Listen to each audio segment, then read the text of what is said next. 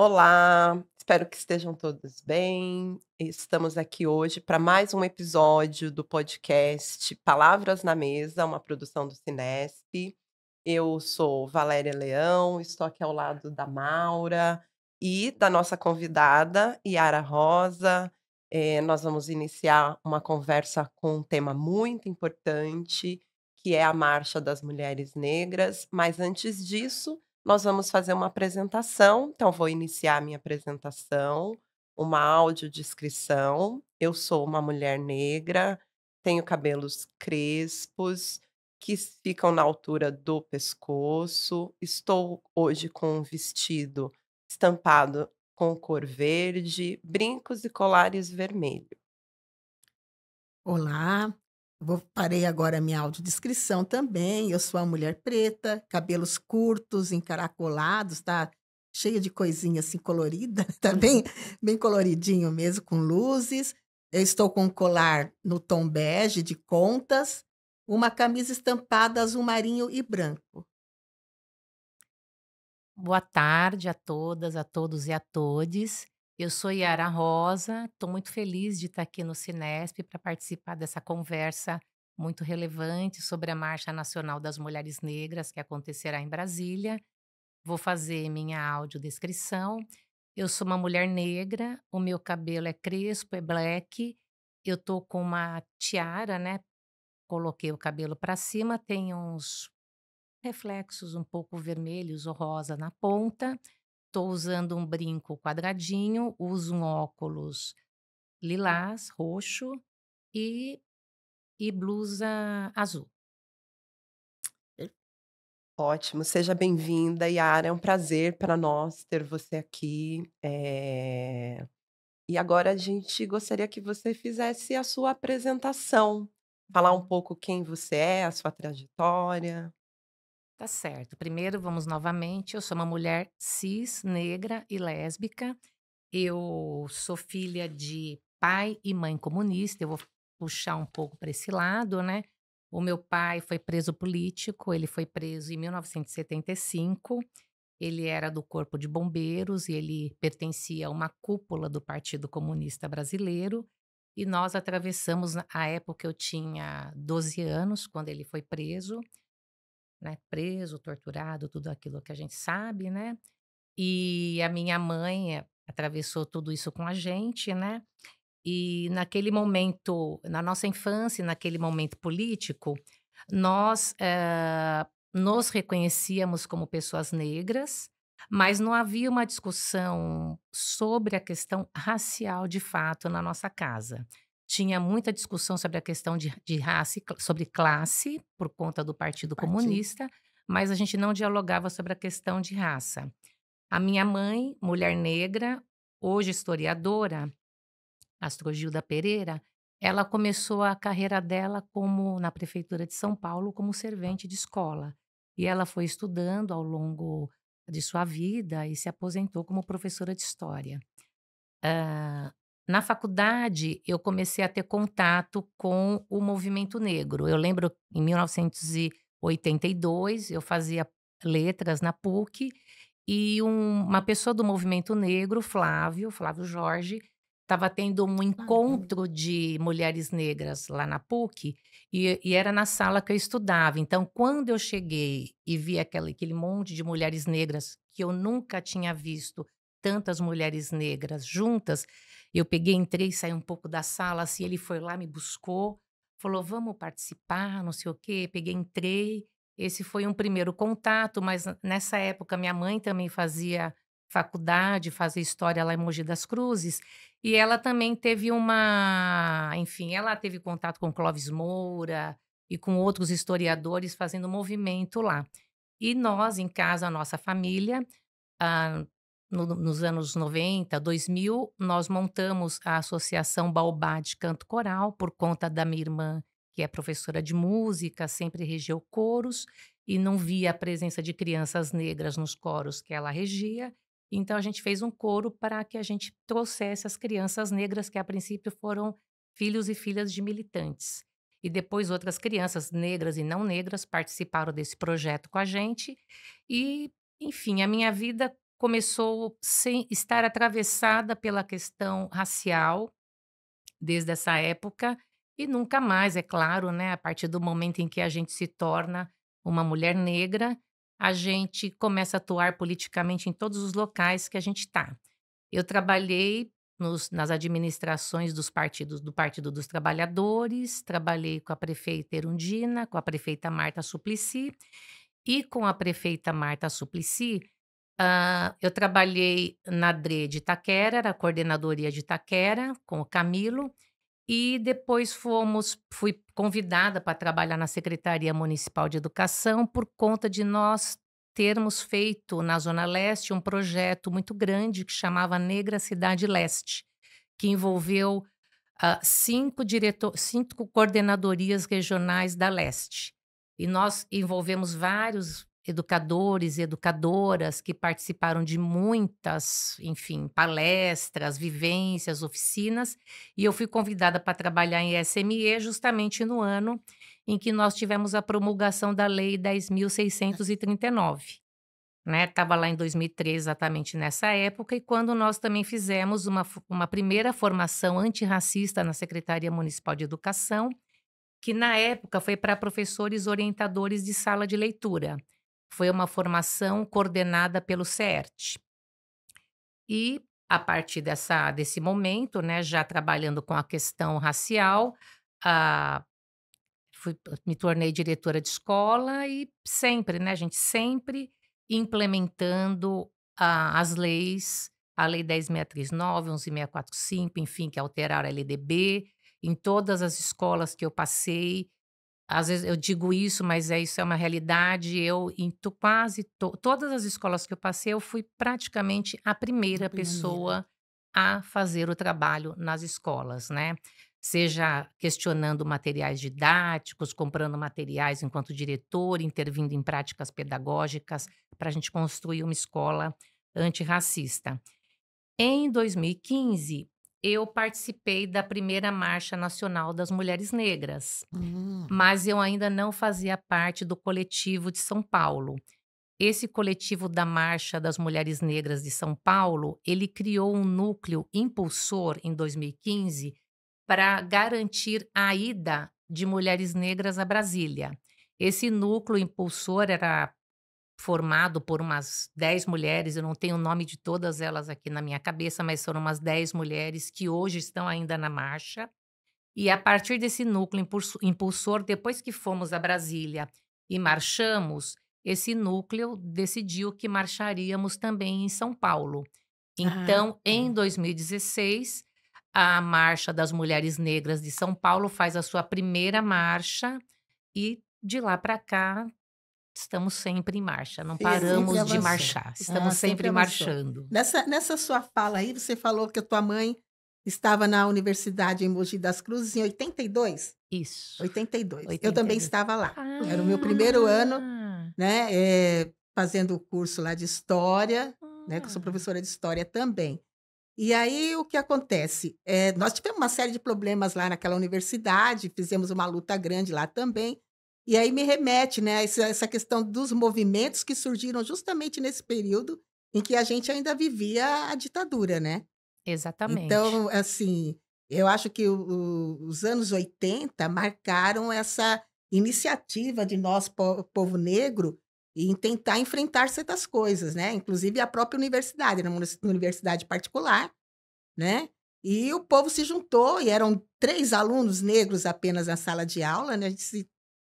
Primeira vez que a gente se depara com uma situação inusitada, porque a maioria era branco, muita gente de classe média alta, e lá os 3 meninos lá da Zona Leste, éramos todos da Zona Leste, os 3, eu, a outra menina e um rapaz, tudo da Zona Leste. Aí falei, provavelmente até conheci tua mãe, vai saber, né? De repente até conheci. Deve ter conhecido a Astrogilda. Provavelmente. E ela se aposentou pelo Estado, né? Ela deu aula na Zona Leste também, deu aula no Estado. Certo. E assim, quando você fala no movimento, então, houve um núcleo primeiro, que foi o pioneiro. Esse núcleo, ele surge em que grupo especificamente? Mulheres só da Zona Leste, mulheres que vinham da universidade, mulheres que se juntaram numa associação, era das comunidades eclesiais de base, que a gente também tinha um forte movimento nas comunidades eclesiais de base, que inclusive de lá saíram várias pessoas que hoje são até políticos importantes da esquerda, né, que fizeram vários movimentos. Então eu pergunto para você, você sabe como é que começaram? Como é que essas 10, você falou 10, né? Eu disse 10, mas pode ter sido Um um pouco pouquinho mais mais. ou um pouco Nessa menos. média, nessa média. Olha, eu não lembro exatamente, eu sei que não são mulheres apenas da Zona Leste, tem de outras regiões da cidade, mas houve uma chamada para quem quisesse participar da construção da Marcha das Mulheres Negras de Brasília. Em Hum. 2015 Em isso, né, Yara? 2015, Foi 2014, porque foi 2015 a marcha, Tem pouco 2014, tempo, né? 2015, e esse grupo se formou. Eu vou ficar devendo essa explicação um pouco Certo. mais detalhada, mas Aham. foi um núcleo impulsor, né, dessas mulheres que ainda estão hoje, inclusive muitas jovens, né? Isso é uma coisa que minha mãe fazia parte desse núcleo impulsor. A Juliana Gonçalves, Cíntia Gomes, Andréa Alves, Mara, Cíntia Abreu, outras também. A Juliana Gonçalves, por exemplo, ela estava grávida, agora o filho dela já tem 10 anos, Uhum. enfim, eram bem jovens, muitas delas bem Bem jovens na jovens época. mesmo. Ah, interessante. Yara, e a marcha, né, acho que hoje é um dos movimentos mais fortes de resistência ao racismo, ao sexismo e outras ordens de violência que a gente também eh, presencia e nós, mulheres negras, somos atravessadas cotidianamente. Como que você vê, né, nós agora, né, dia 25 de novembro, vai acontecer a segunda marcha nacional de mulheres negras em Brasília.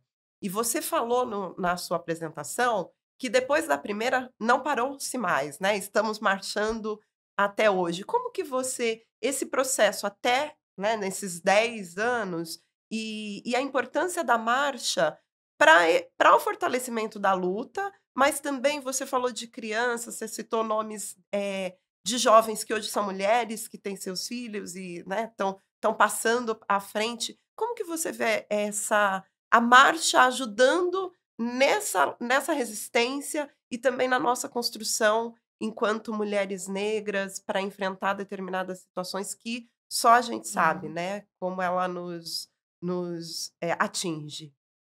Uma coisa que eu estava refletindo por ocasião de vir para cá, ah, é que o feminismo negro, ele é extremamente relevante e ele é o impulsionador da Marcha das Mulheres Negras. E quando a gente fala do feminismo negro, né, a gente tem que lembrar das que vieram antes, porque embora nós estejamos marchando desde 2015, na verdade nós estamos marchando desde que Hum. fomos atravessadas daquela forma Escravizado. como todas as É. pessoas sabem, pelo Uhum. transatlântico, né, então marchamos há mais de 500 anos Hum. nesse país em busca da justiça contra a desigualdade, né, então nós somos sementes de Lélia Gonzalez, Beatriz Hum. Nascimento, Carolina Maria de Jesus, Marielle Franco, Luana Barbosa, Antonieta de Barros, Luísa Bairros, Teresa de Benguela,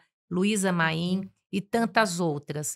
E também, pessoas aquelas chamadas invisibilizadas pela sociedade e que, na verdade, são mulheres de uma grande força.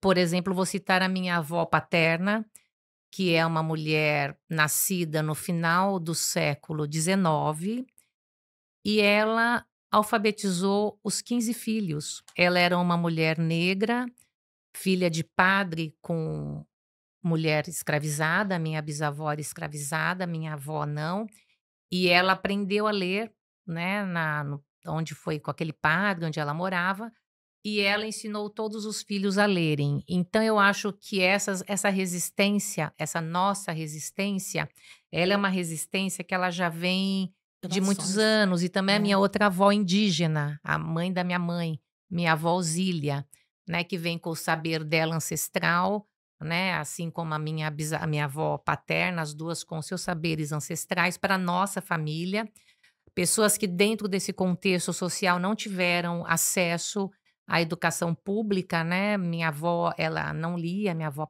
materna, ela era analfabeta, mas fazia outros tipos de leituras de mundo, né. Então, nesse contexto, a marcha ela surge para impulsionar a nossa briga pelo direito de igualdade entre as mulheres. A Marcha das Mulheres Negras, ela está ligada ao movimento negro unificado, mas dentro de todos os movimentos, assim como dentro de todos os sindicatos, dentro da nossa sociedade, como num aspecto em geral, a gente vive o patriarcado. Uhum. Então, dentro desse patriarcado, as mulheres negras precisam se posicionar, coisa que Lélia Gonzalez fez muito bem, dentro do movimento negro e marcando o espaço político da mulher negra. Então, a marcha ela está aí para marcar o espaço político da mulher negra. Nós tivemos agora no sábado o Festival Antirracista, que ocorreu lá no Galpão Elza Soares, Elza. e foi uma Uhum. alegria encontrar, né, ver a Thalíria Petrone, a Áurea Nascimento, Áurea, ai gente, não é Nascimento, Mas tudo Áurea. bem. é, A Áurea. a Áurea, a Benedita da Silva, que fez uma fala brilhante, foi uma homenagem a Alessi Brandão, Alessi. né, Uhum. inclusive a Uhum. Benedita quando ela Áurea Carolina, a Benedita quando ela fez a fala dela, ela citou o fato dela ter sido sempre a única no Congresso, na Assembleia Legislativa do Rio de Janeiro, enfim, nessa trajetória dela de mulher na política, ela era a única. Então, quando ela está ao lado de tantas, né, parlamentares, que são mais, então há um fortalecimento. Então, ocupar o lugar na política, né? Acho que a marcha também, a gente sim acha importante ocupar lugar na política, e também eu acho importante dizer que a Marcha das Mulheres Negras é um coletivo de tendência da esquerda. A gente é um coletivo que se posiciona à esquerda, porque nós achamos que não é qualquer mulher negra que nos Ah, representaria, com né. certeza. Então, É. é Uhum. necessário uma pessoa que compactue com a gente a nossa briga, as nossas causas, o porquê marchamos. Essa pessoa tem que estar junto com a gente na marcha, assim como Áurea, Talíria, Benedita, Luana Alves, a Simone Nascimento, a bancada feminista, enfim, Érica Hilton, né, Érica Malunguinho que passou, enfim, Uhum. tantas outras mulheres que estão acessando esse lugar de poder que para nós é muito importante. Uhum. É, e para além, né, que tem essa prática, né, porque quando você fala não é qualquer mulher, não é qualquer mulher negra, né, não é o fato de ser negra que então, é preciso ter uma prática, né, é preciso ter uma ação política, uma ação comunitária, estar nos movimentos, não é? Isso é fundamental. No sábado passado, eu vi inclusive algumas, publicações a respeito desse encontro lá naquele espaço, Elza Soares, não é? E assim, nesse movimento que houve no sábado, foi dia 8. Dia 8, né, foi no dia 8 de novembro de 25. Hã, vocês ali tiveram já, assim, alguns passos para essa organização desse movimento, ou esse movimento já está pronto, na verdade, a Posso marcha? só complementar? Complementa. Acho que a gente tem uma pauta aí que está posta, né, que é a reparação, que inclusive Brasília está Uhum, tratando dessa temática de reparação econômica, né, uhum. porque a gente Isso, precisa falar precisa. de dinheiro, né, Isso. concretamente, porque não Uhum, adianta a gente ter construções na luta antirracista sem que a gente tenha orçamento para que essa reparação aconteça. Dentro da marcha, né, esse é um tema que está sendo tratado, porque pelo que eu vi, né, o festival ele teve também esse objetivo de uhum. fortalecer essa luta que agora está em Brasília, e você falou de ocupar espaços, né, e a gente precisa ocupar espaços de decisão política, né, você deu exemplo aqui, a Alessi foi a segunda Alessi. deputada estadual na história do estado de São Estado de Paulo, São né. Paulo. A gente teve antes, acho que Teodomira, se eu não me engano, Isso. né? Uhum. Que é um absurdo, né? Então, esses espaços são importantes. E como que essa construção está acontecendo, né? Dessa luta da reparação econômica mesmo E dentro até é importante, porque você tem muitas mulheres que estão politicamente ativas, que estavam presentes. E que têm uma força dentro do Congresso em sim, si, todas para impulsionar essa questão da reparação, né. É, a gente sim, nós sempre dialogamos sobre a questão da reparação, porque a Marcha Nacional das Mulheres Negras, que ocorrerá em Brasília, o nosso lema é a reparação e o bem viver. E eu estou aqui, né? Depois eu mando para vocês o digital com o manifesto econômico da Marcha das Mulheres Ah, Negras, que uhum. ele foi lançado o mês passado, e nesse manifesto a gente trata excelente. muito do tema da Da reparação. reparação. Eu vou pedir licença para ler um trecho aqui, para dar uma contextualizada.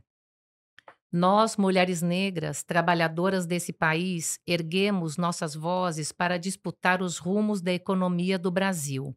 Um país que é nosso, mas que constrói sua riqueza sobre nós sem nos reconhecer como centro. Somos muitas e múltiplas. Somos mães, chefes e arrimos de família de todas as orientações sexuais e identidade de gênero. Somos filhas de trabalhadores domésticas, camelôs, agricultoras, parteiras, marisqueiras e pescadoras, de enfermeiras, professoras, cuidadoras e cozinheiras, de costureiras, operárias, artesãs e trabalhadoras do serviço público, de mães de santo, líderes comunitárias e tantas outras em múltiplas frentes, sustentaram e sustentam o país com seu trabalho, dos pequenos negócios das casas de famílias, nas empresas, no serviço público, na filantropia, das águas, das florestas, dos quilombos, dos terreiros, do campo e da cidade. Então, eu li esse trecho porque a questão da reparação ela necessita incidir sobre essa população negra que construiu esse país. Esse manifesto, ele traz vários trechos de que tipo de reparação a gente está falando, né? A gente está falando de uma reparação econômica, institucional, por parte do Estado, né? A gente está falando de uma reparação na questão do eixo de trabalho e renda, tudo isso envolve a Sim. mulher negra. A gente também está falando da política macroeconômica e fiscal, né, que diz respeito, por exemplo, a pessoa conseguir ter um orçamento com o qual ela consiga viver, né, redirecionar seus subsídios e gastos, o eixo da dignidade, né, e da dignidade, a pessoa ter a dignidade, ter a sua. O que que é dignidade no nosso país hoje? É, Você ter uma casa, moradia. você ter comida, saúde, transporte, segurança. Também temos o eixo do investimento público, né? As mulheres negras receberem financiamento público para tocarem sua própria vida, né? Seja para fazer um empréstimo, porque como a gente tem os índices, né? Tanto os índices econômicos, como o IBGE também coloca o lugar onde a mulher negra está hoje na sociedade, né? Obviamente, muitas endividadas, né? Então, por exemplo, para ir à marcha, é uma construção para ir à Uhum. marcha, porque você tem que Uhum. ter O dinheiro para ir para a financiamento é marcha. difícil, Você tem que ter né. É, não dinheiro para tem. comprar Sim. passagem. É. Por isso a gente tivemos vários apoios, né? E as mulheres negras, diferente de 2015, que também tivemos apoio, mas foi diferente. Agora nós estamos muito mais organizadas para essa segunda marcha. Então, vamos conseguir levar mais mulheres negras, né? Tem também o eixo do investimento privado e o eixo da economia internacional. Então, a política de reparação, ela seria é você mudar um pouco, inverter essa lógica capitalista em prol da mulher negra, em prol da população negra.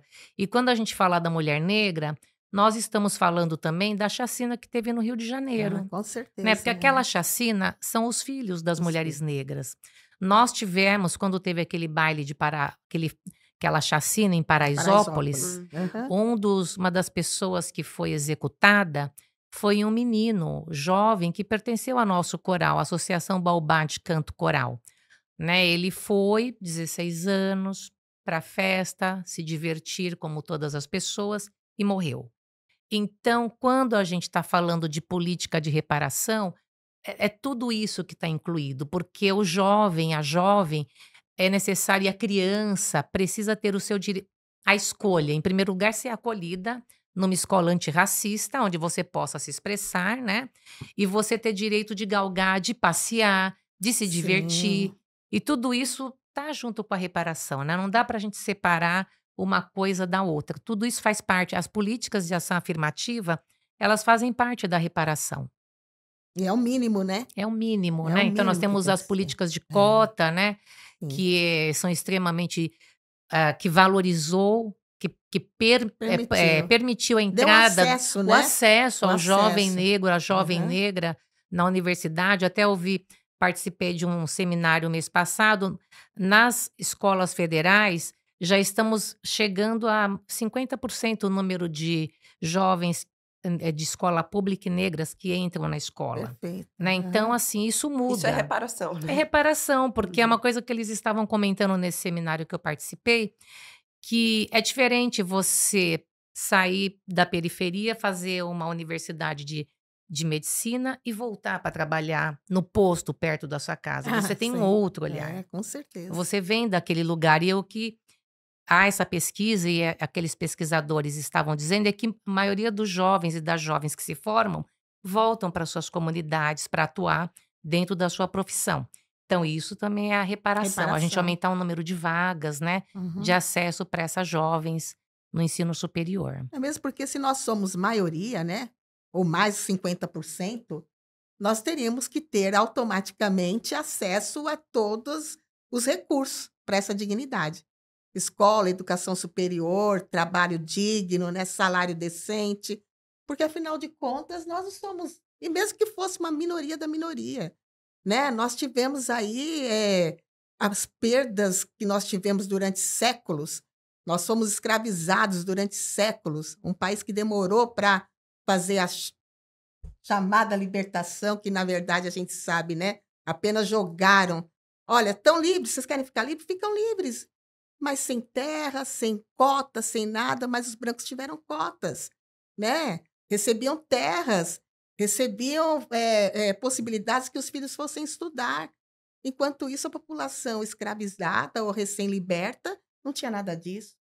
Então, hoje, nada mais do que justo que nós estejamos em todos os lugares, com acesso a todos esses lugares e tranquilamente, sem nenhuma objeção. Nós temos que estar E de presentes, maneira né? organizada, né? Eu estou impressionada aqui, Yara, com Perfeito. o manifesto da marcha e manifesto econômico, porque, bom, somos todas da educação aqui, né? Então acho que é o lugar comum da nossa luta antirracista cotidiano, né? São as escolas, mas e eu sempre falo muito isso, né? Quando sou coordenadora pedagógica. E a gente ainda é questionado, né? Quando a gente vai trabalhar com pautas que são antirracistas ou com assuntos que trazem as religiões de matriz Oh, africana, o black das meninas, é. e não são só pelos estudantes, nós ainda temos que avançar muito, às vezes é por próprios colegas dentro da escola, às vezes pela comunidade, mas eu sempre falo muito sobre isso. Acho que a gente tem que garantir, né, quando a gente fala do currículo antirracista, que na nossa rede ele é um ganho, e é um Sim. ganho não dado, né? Ele é ganho da nossa luta, Da né? Nós luta, nós sim. nos demos esse currículo, É. mas que ainda precisa avançar muito, assim como a lei, né? Que alterou a LDB, né? Para que a gente tenha a garantia no currículo Do da história currículo. africana, afro-brasileira, mas a gente precisa falar também de como fazer isso, né? Porque a gente vê verbas determinadas e carimbadas para isso e para aquilo, e se a gente não tem verbas que são destinadas para a luta antirracista, fica tudo no mesmo balaio e Sim, normalmente fica se lá no perde. fundo, se perde. Então, dentro dessa organização, né? Você trouxe também que, em comparação a 10 anos atrás, esta ida para Brasília coloca, né, a marcha num outro papel de organização, inclusive do ponto de vista de político, né, de cobrança mais estruturado. Isso está sendo pensado para apresentar lá em Brasília, nessa marcha? Teremos essa fala, existe um diálogo já, possível, né, que a gente tem um ministério, né, de promoção da igualdade É. racial, e a gente sabe que esses espaços são importantes, ainda mais quando a gente teve anos que foram retirados todo Nossa, tipo de 4 anos malditos, né? terríveis, né, É. 6, 6, É 6, verdade, né, 6 anos 6. malditos, Desde realmente. do do golpe golpe. Desde o contra golpe Dilma. contra a Dilma. Sim, são 2 questões que você traz, né, a questão da luta antirracista na escola, que realmente é uma luta, É uma luta. porque é uma coisa que às vezes eu dialogo com várias colegas, né, sobre que às vezes estão um pouco desanimadas ou desanimados por conta de que está muito difícil trabalhar hoje, a gente sabe, nunca foi Sim, fácil, nunca foi fácil. mas o projeto político-pedagógico, ele é uma disputa política dentro do território da escola. Perfeito, isso Então, mesmo. o coletivo da escola, ele é imprescindível estar fortalecido criticamente para proporcionar o avanço desse debate antirracista. Nós, professoras, professores, educadores, todas as pessoas envolvidas da comunidade escolar, tem que disputar esse espaço para uma educação antirracista dentro do espaço escolar. Então, é um confronto mesmo, um confronto de ideias que vai beneficiar as alunas e os alunos em geral. Então esse confronto precisa acontecer, é uma disputa. A gente vai e que tipo de disputa é essa? É uma disputa que não é só num começo de ano, é o que Não. nós vamos contemplar mesmo dentro, o que é a nossa escola, o que nós vamos contemplar dentro do nosso projeto político pedagógico, como nós vamos fazer essa discussão antirracista dentro da escola. Criaremos um núcleo antirracista com Uhum. professores dentro da escola? Eu acho que nós estamos no momento em que é necessário, porque acontecem muitos casos de racismo na escola e é necessário que esses casos sejam dialogados dentro da escola. Nós temos outras instâncias de discussão? Nós temos. Inclusive, temos a Delegacia de Crimes e Insultos Sim. Raciais, Aham. que pode ser acionada por qualquer pessoa da comunidade quando existe um caso de Raci racismo, de Uhum. qualquer natureza, né? Mas a escola, o conselho de escola, a gestão escolar, as professoras e os professores devem, né, é uma sugestão de criar um núcleo antirracista para dialogar sobre uns assuntos, porque eu penso também que nessa questão da formação, ocorreu um caso de racismo, claro, se for um caso, se não for uma discriminação, se um aluno sofreu racismo, a pessoa que praticou o ato de racismo contra aquela aluna, contra aquele aluno, ele precisa ser punido nos termos da lei, né? Isso para mim já é uma coisa que está Tá mais posta. do que evidente. Tem que ser punido no termo da lei.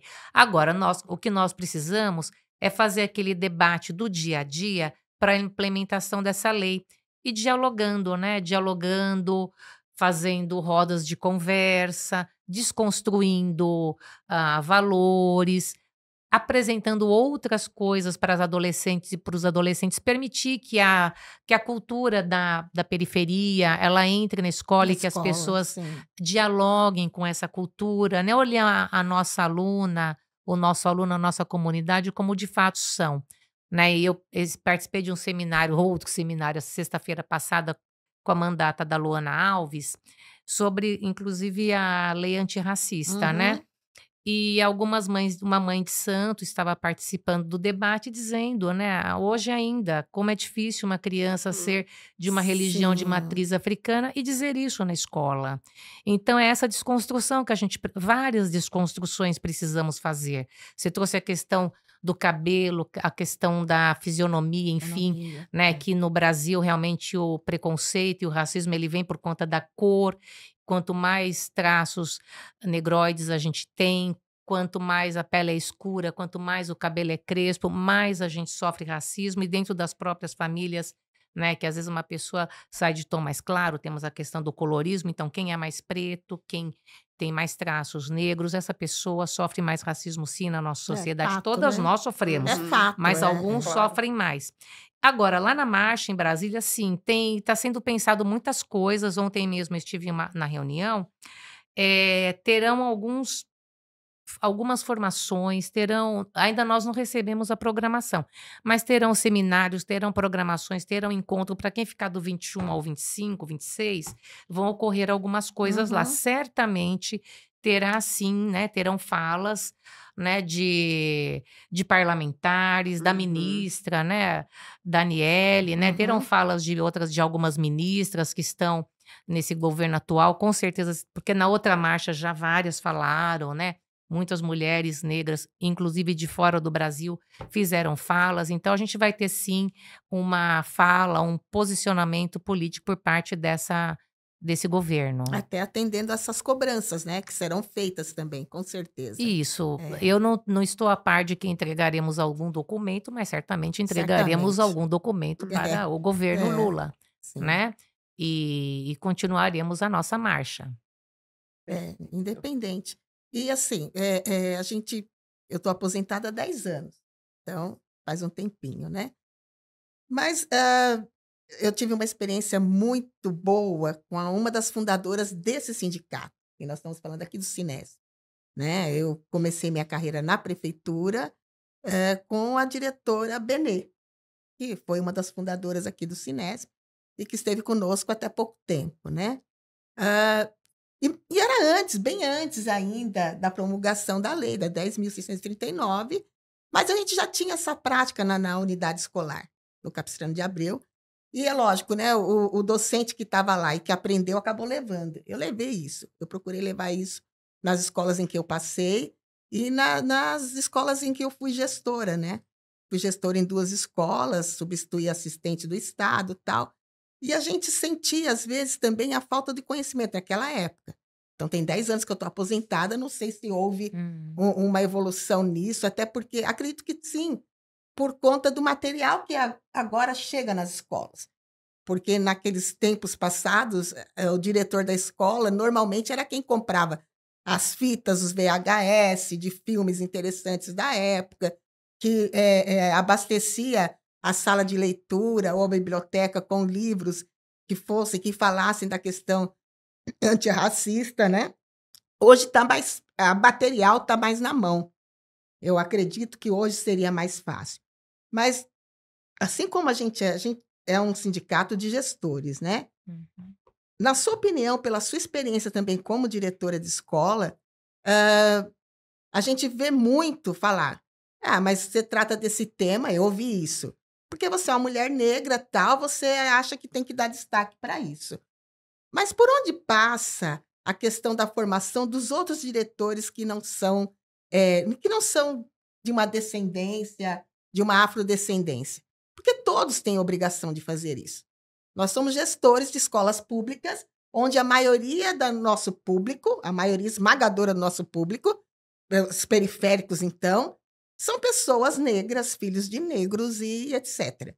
Então, qual seria, eu sempre pensei isso, sabe, Yara, de que forma a secretaria municipal, e aí a gente tem que chamar a responsabilidade de quem de direito, de que forma essa secretaria municipal poderia dar essa formação, oferecer essa formação, porque não adianta só também fornecer o material, que às vezes fica parado lá no cantinho e que às vezes uma professora ou outra é que, olha, eu vou trabalhar essas questões na escola, e às vezes enfrenta até oposição.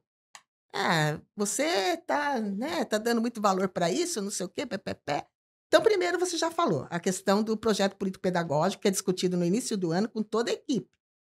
Agora esse trabalho de formação do próprio gestor, é isso que me inculca desde a época que eu me tornei diretora.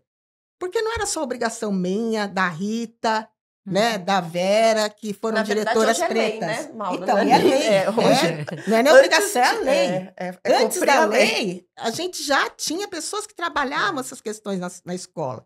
E hoje, mesmo com a lei, muita gente não trabalha. Então, qual seria a função, na sua opinião, com a sua experiência de diretora, a função de SME da nossa Secretaria Municipal de Educação em dar formação para esses gestores? Eu acredito que tenha que ser isso. Qual a sua opinião?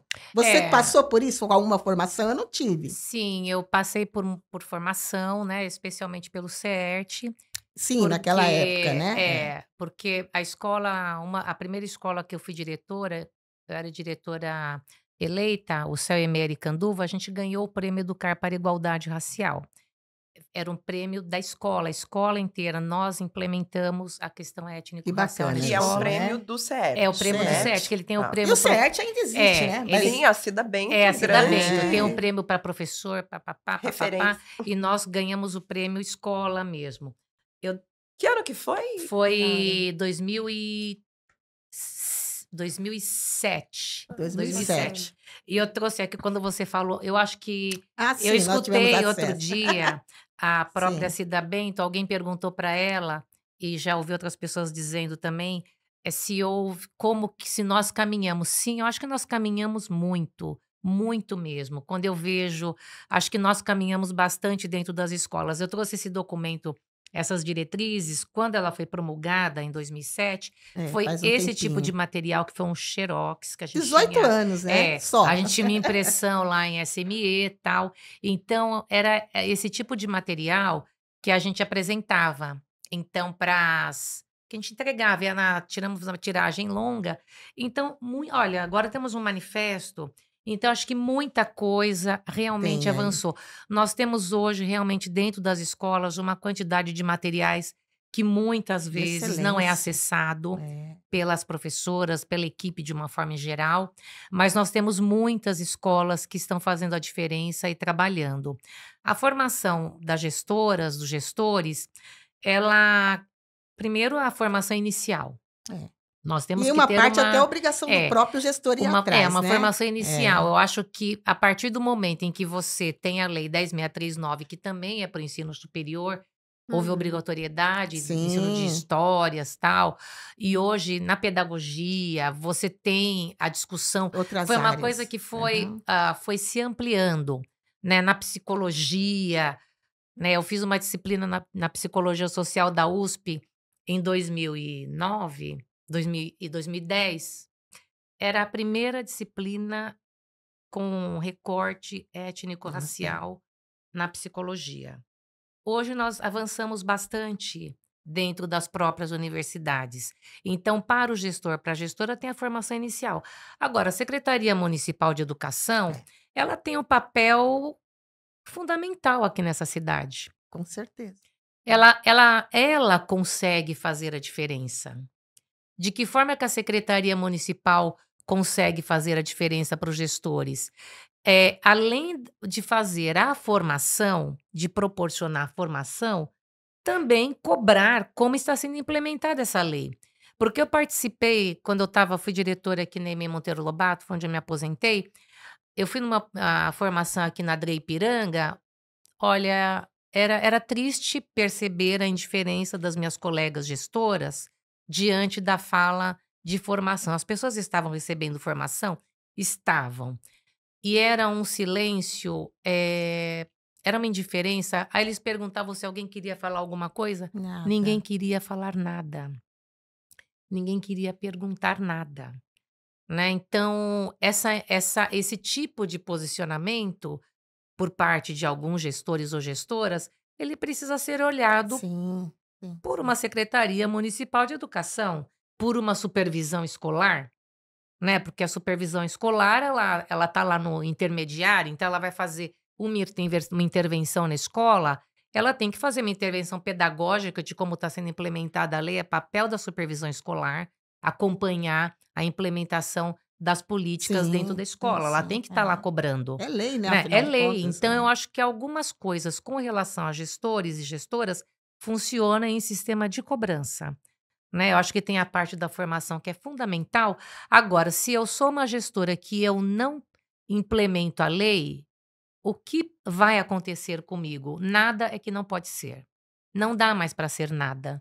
Alguma coisa tem que acontecer com essa pessoa que não se preocupa em implementar a lei. Ela não está implementando a lei por conta de formação?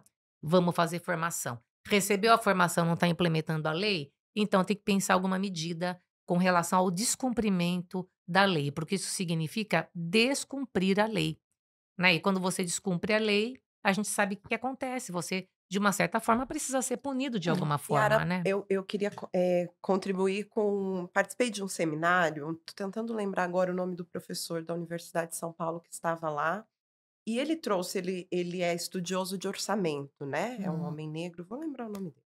E ele trouxe uma informação que eu acho que é importante nisso que a Maura traz desta administração, porque se cumpre a lei, né? Tem material, nunca tivemos tanto material, temos um currículo antirracista, mas é uma administração que tem um posicionamento político muito contrário daquilo que a gente entende que é necessário para que a gente tenha uma luta antirracista de fato, né?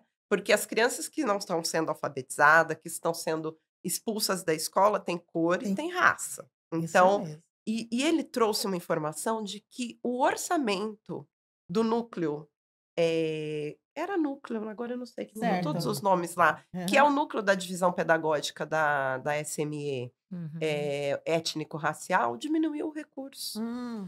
Tivemos também, recentemente, uma questão que foi muito falada da compra de bonecos que foram encaminhados para a educação infantil, que, assim, com estereótipos que a gente combate relacionado às crianças negras e gastos imensos, sendo que a gente tem também tantas mulheres que produzem bonecas lindas, bonecos lindos, que fazem materiais lindos, e que poderia também ser um fomento, né, para essas mulheres, e não foi. Então, essa informação me deixou muito, muito preocupada, porque é o contraditório, né? Por um lado, a gente avança, e é sem dúvida, né, com todo esse material, mas, por outro, às vezes eu fico com a impressão, olha, estamos fazendo, mas não estamos, né? Que quando você traz, olha, não basta oferecer, tem que cobrar, mas também e orçamento, né? Não pode diminuir o orçamento. Diminuir o porque financiamento, né? Isso não fica, isso fica nas entrelinhas, ou por debaixo do pano, né? Então, os nossos desafios na educação, eles são inúmeros, né? Inclusive, essa questão, eu tô monotemática, né? Só tô falando de dinheiro. Mas faz parte da precarização total de tudo. E, lógico, né? Nós sempre fomos alvo. Nós, pessoas pretas, afrodescendentes, sempre fomos alvo. E nessa precarização geral, né? Que a gente está assistindo aqui na Prefeitura de São Paulo, obviamente nós não passaríamos ilesos, né? Então, quando você diminui o financiamento aí para essa repartição que cuida dessas questões, você está dizendo assim, ó, se vira com o que você tem, né? Se der, a né? questão do orçamento, ela é fundamental. Eu também ouvi dizer dessa questão que não tinha orçamento. Eu não sei se o Ministério da Igualdade Racial, qual é o tamanho do orçamento do Ministério da Igualdade Racial perante os outros ministérios, né? O Direitos Humanos, enfim. Aqui na cidade de São Paulo, a gente, bom, infelizmente, a gente está atravessando um momento muito difícil politicamente aqui nessa cidade, né? E quando a população faz essa escolha, nos atravessa negativamente sobre vários aspectos, né? Porque à medida em que vai precarizando a educação, que a verba não vai chegando, obviamente esse núcleo não deve ter dinheiro para trabalhar, enfim. A partir do momento em que essas coisas vão acontecendo, significa que não está havendo um comprometimento por parte da secretaria relacionada à implementação da lei, né? A compra errônea de bonecas, né? Já tinha sido comprado um tipo de boneca que já não favorecia a educação infantil, e novamente compraram as bonecas que houve, só que dessa vez parece que houve, mostraram a boneca, passou na televisão, passou no Ficou SPTV. visível, né? Aí Apareceu. pronto, aí criou, não, vamos rever tal, a questão dos brinquedos que as crianças manipulam. É um descuido assim, não é um descuido, é um É um projeto. projeto Proposital, né? absurdo. É, Você comprar esse tipo de brinquedo para você trabalhar uma coisa que você não vai trabalhar. Então, essas intencionalidades que a gente recebe por parte do governo tem que ser combatida na escola. Então, a escola, ao receber esse material, tem que recusar. Teve um tempo que teve um livro que, inclusive, foi alvo de muita discussão, era uma coisa do cabelo. Inclusive, Hum, na escola que eu trabalhava tinha, só que o cabelo da menina passava com ferro, enfim. Houve muitas polêmicas, né, sobre essa autora e esse livro. Esse livro a gente se manifestou e o livro foi recolhido, uhum. né? Foi recolhido de todas as escolas, tal, né? E agora, acho que com relação às bonecas, a gente tem que fazer a mesma coisa, né? Retirar a escola, tirar, entregar, levar para a diretoria É. regional, fazer Não um receber ato, até, não né? receber, né? Eu acho que quando a gente começa a se posicionar ou leva a questão adiante, a gente espera que a secretaria municipal nos escute, né. Eu acho que falta um diálogo com essa administração, um diálogo difícil, mas um diálogo dessa administração com a comunidade escolar de uma forma em geral, né. Eu estava ouvindo que parece que quase não tem reunião com de diretoria regional, porque em outras administrações nós tínhamos mais reuniões com a equipe gestora. Sim, sim. Parece que agora tem menos reuniões com a equipe gestora. Então, quando você começa a política de silenciamento das Uhum. educadoras e dos educadores, você, consequentemente, você É, vai prejudicar todo o trabalho da escola, né? é. Quando você não proporciona que os Se gestores se encontrem. encontrem, né? Isso é fundamental, né? Se É. encontrar, porque é proposital esse tentativa de enfraquecer o movimento. Só que a gente nunca pode esquecer que nós sempre fomos resistência, né? Ao contrário do que se fala, ninguém foi escravizado assim: "Ó, você agora é meu escravo". Não, houve reações, né, sempre houve reações, né, assim como os povos originários também. Não foi tão dócil quanto conta a história, né. Não, foram Uhum. recebidos, receberam espelhos e ficaram bonzinhos, não. Então nós sempre reagimos, nós nunca aceitamos.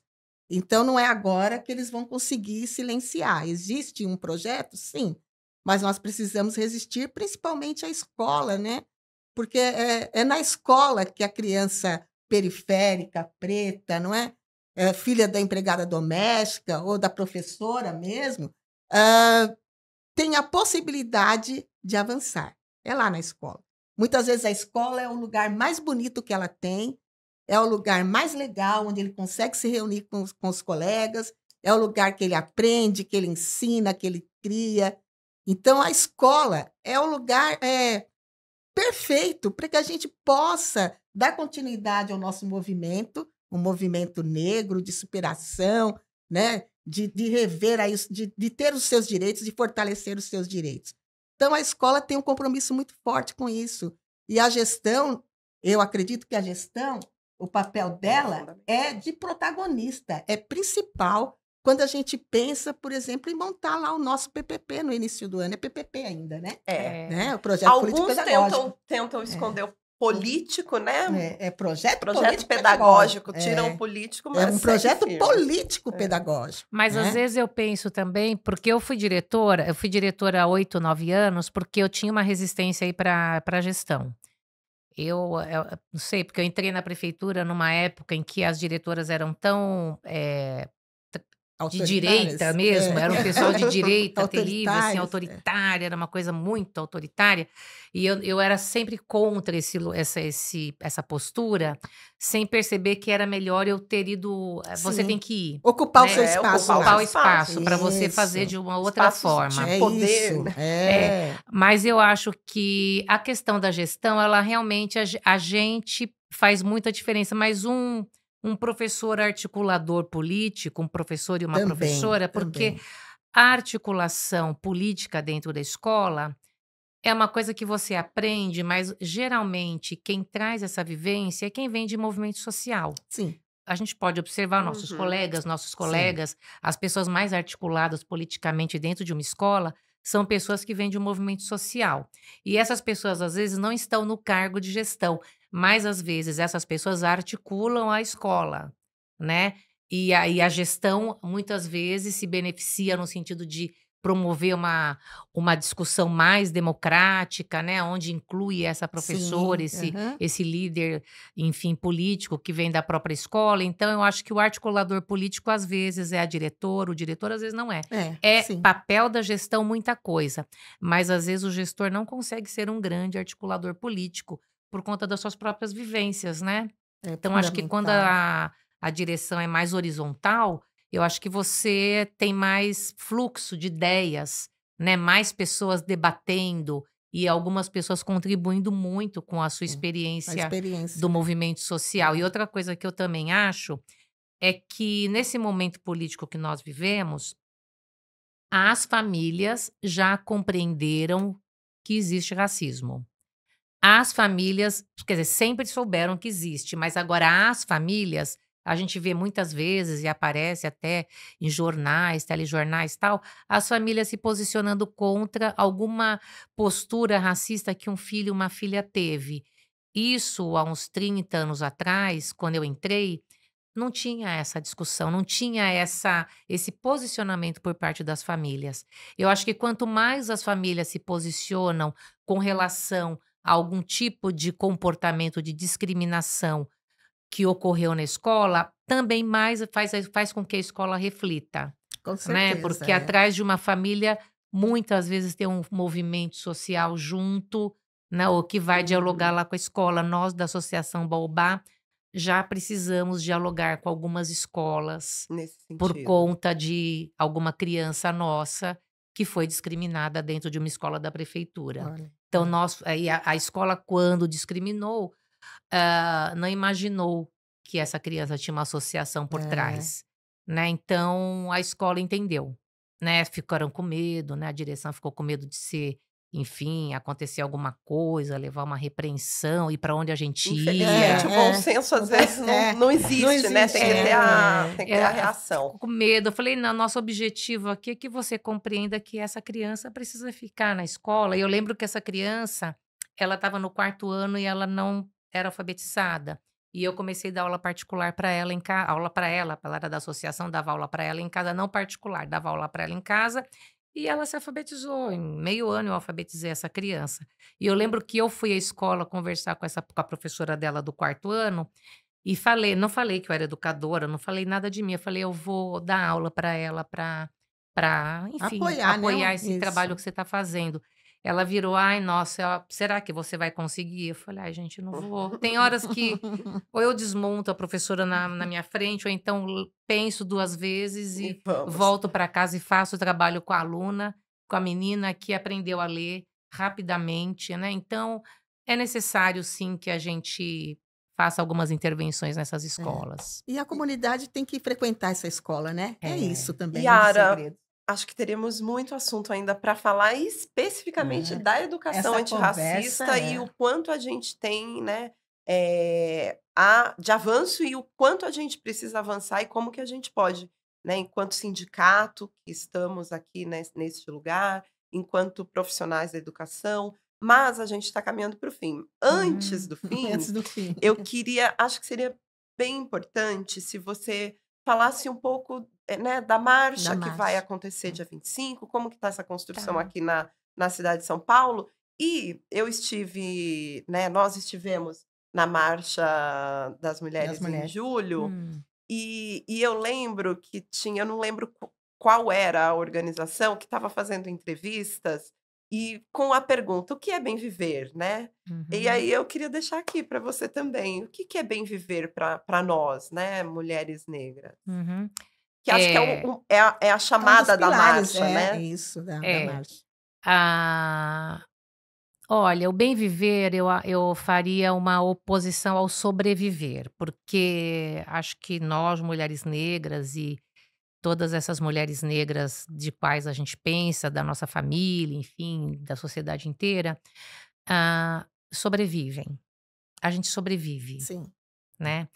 O bem viver é você ter acesso é você poder viver o prazer da sua vida, é você ter acesso, enfim, a descansar mesmo, você, eh, ter acesso enfim, a ter uma vida digna, uma dignidade. É você ter trabalho, é você ter escola, é você ter estudo, é você descansar, é você ter alegria, né? Porque nós estamos em luta, tudo em marcha, estamos sempre em marcha, mas há que se ter o prazer da gente fazer tudo isso, né? O bem viver para a mulher negra, que muitas vezes é uma mãe solo, né? Uma pessoa às vezes muito sofrida, né? E também que passa por situações de violência Uhum. doméstica, enfim, muitas questões. O bem viver é o oposto a tudo isso. É você conseguir trazer o mínimo de esperança e utopia para que essa pessoa consiga se manter Entendo. de pé, né. E a construção da Marcha das Mulheres Negras, ela tá aqui em São Paulo, nós estamos com 4 ônibus lotados, estamos lotando o 5º ônibus. São muitas organizações que estão envolvidas aqui em São Paulo e no Brasil inteiro.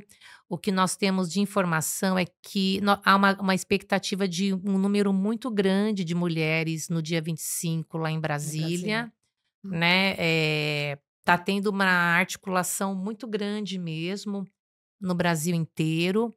Então, a nossa expectativa é que a gente faça um grande ato político naquela cidade.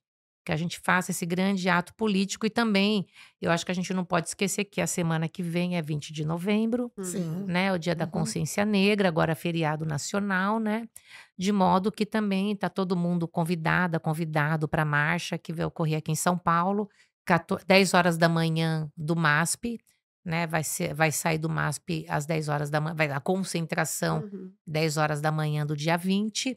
Então fica também esse convite para as pessoas. E ainda nós temos vagas nos ônibus, se alguém tiver interesse, eu tenho um link, eu posso até passar para vocês, né, se vocês conhecerem alguém que tenha interesse em ir de ônibus, porque o ônibus ele vai no esquema bate e volta.